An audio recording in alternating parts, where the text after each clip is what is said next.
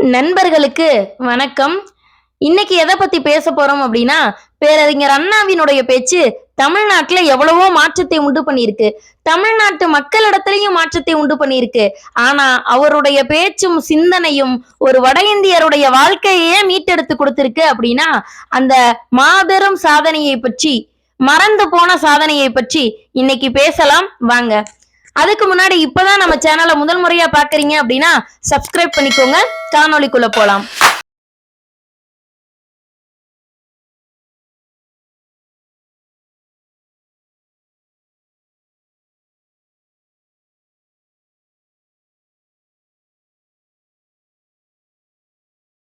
பேரறிஞர் அண்ணாவிற்கு போப்பாண்டவரை சந்திக்க ஒரு 5 நிமிஷம் ஒதுக்கப்படுது. அப்போ அவர் தன்னை பற்றி எப்படி அறிமுகப்படுத்திக்கிறாரு அப்படின்னா, மகாத்மா காந்தி பிறந்த இந்திய தேசத்தினுடைய கடைசி மாநிலமான தமிழ்நாட்டினுடைய முதல்வர் நான் சொல்லி அறிமுகப்படுத்திட்டு தமிழ்நாட்டினுடைய பெருமையெல்லாம் எடுத்து சொல்றாரு. அவருடைய பேச்சுல ரொம்பவே மயங்கி போன போப்பாண்டவர் இன்னும் கொஞ்சம் நேரம் பேசுங்களேன் அப்படின்னு சொல்லி கேட்கிறாரு. அன்னைக்கு பேரறிஞர் அண்ணா அவர்கள் பேசிய நிமிடங்கள் கிட்டத்தட்ட 70 நிமிஷம். வழக்கம் எப்படி இருந்துச்சு அப்படின்னா, போப்பாண்டவர் நாற்காலியில உட்கார்ந்து இருப்பாரு, சிறப்பு விருந்தினர்கள் போய் அவரை பார்க்கணும். ஆனா அன்னைக்கு நடந்த சம்பவமே வேற.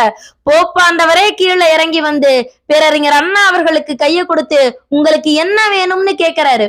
அப்படியான பேச்சு பேசியிருக்காரு பேரறிஞர் அண்ணா அவர்கள். அன்னைக்கு பேரறிஞர் அண்ணா அவர்கள் கேட்டுக்கிட்ட வேண்டுகோள் தான் வரலாற்றிலேயே ஒரு மாபெரும் நிகழ்வாக பதிவு செய்யப்பட்டிருக்கு.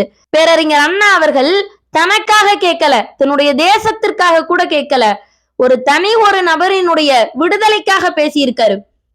போப்பாண்டவர்கிட்ட பேரறிஞர் அண்ணா அவர்கள் கேட்கிறாரு, போர்ச்சுக்கல் தேசம் ஒரு காலத்துல இந்தியாவை ஆக்கிரமிச்சிருந்தது. அப்போ கோவாவினுடைய விடுதலைக்காக போராடிய மோகன் ரானடே அவர்கள் இன்னமும் போர்ச்சுக்கலினுடைய தலைநகரான லிஸ்பன் சிறையில தான் இருக்காரு. அவரை எப்படியாவது நீங்க விடுதலை செய்யணும்னு ஒரு வேண்டுகோள் வைக்கிறாரு. போப்பாண்டவரும் பேரறிஞர் அண்ணாவினுடைய வேண்டுகோளை ஏத்துக்கிட்டு நான் நிச்சயமா அதை செஞ்சு தரேன்னு வாக்குறுதி அளிச்சு சிரித்து கொண்டே வழி அனுப்பி வைக்கிறாரு. அதற்கு பிறகாக மோகன் ரானடே அவர்கள் விடுதலை செய்யப்படுகிறார். இந்திய தூதரகம் கிட்ட மோகன் ரானடே அவர்கள் ஒப்படைக்கப்படுறாரு. அன்னைக்கு இந்திய பிரதமராக இருந்த இந்திரா காந்தி அவர்கள் அவரை வரவேற்பதற்காக டெல்லி விமான நிலையத்திற்கு வராங்க. அப்போ மோகன் ரானடே அவர்கள் கீழே இறங்க நோட்டி கேட்ட முதல் கேள்வி, நான் யாருக்காக போராடினேனோ அவர்களே என்னை மறந்துவிட்ட நிலைமையில் எனக்காக இன்னைக்கு விடுதலையை வாங்கி கொடுத்திருக்காரு, அந்த அண்ணாதுரை எங்க அப்படின்னு கேக்குறப்போ அம்மையார் சொல்றாங்க, அவர் இறந்து விட்டார். அதற்கு பதிலாக பாராளுமன்ற உறுப்பினர் நாஞ்சில் மனோகரன் அவர்களை அழைத்து வந்திருக்கேன். நீங்க அவரை பார்த்துட்டு நீங்க மிகவும் நேசிக்கும் தேசமான கோவாவிற்கு போக நான் ஏற்பாடு பண்றேன்னு இந்திரா காந்தி அம்மையார் அவர்கள் சொல்றாங்க. மோகன் ரானடே அவர்கள் சொல்றாரு, நான் முதலில் போக வேண்டியது கோவாவிற்கு அல்ல, தமிழ்நாட்டிற்குன்னு சொல்லி அவர் தமிழ்நாட்டிற்கு வந்து மெரினாவில் இருக்கும் அண்ணா அவர்களுடைய சமாதியில் அழுது புரண்டார். அப்படின்றது மறக்க முடியாத ஒரு வரலாறு.